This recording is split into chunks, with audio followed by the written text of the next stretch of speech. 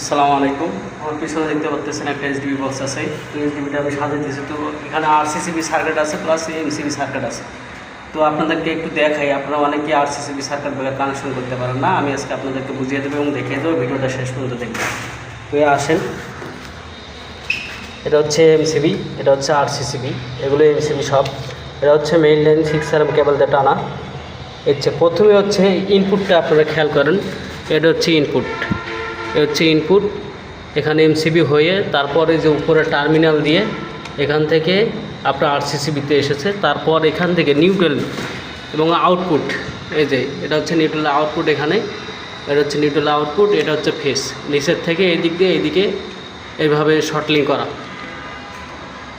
আর এগুলো হচ্ছে আমার আউটপুটের তার, এগুলো সব এমসিবিতে লাগবে, single face.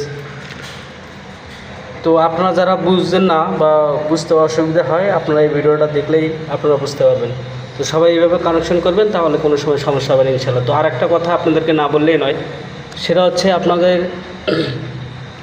RCCB circuit breaker আপনারা যারা লাগাবেন, মেইন লাইনের ইনপুট থেকে যদি কোনো শর্টলিং হয় বা কোনো কিছু হোল্ডারে শর্ট করেন, নিউট্রাল জোড়া দেন বা যেখানে যাই কিছু করেন, তাহলে কিন্তু এই আরসিসিবি সার্কিট ব্রেকার আপনাদের টিপ করবে। তো আপনারা কেউ এই কাজটা করবেন না, সবাই আউটপুটে নিউট্রাল সংযোগ দেওয়ার চেষ্টা করবেন। ভিডিওটা ভালো লাগলে একটা লাইক, একটা কমেন্ট করবেন, ভিডিওটা শেয়ার দেবেন। আল্লাহ হাফেজ।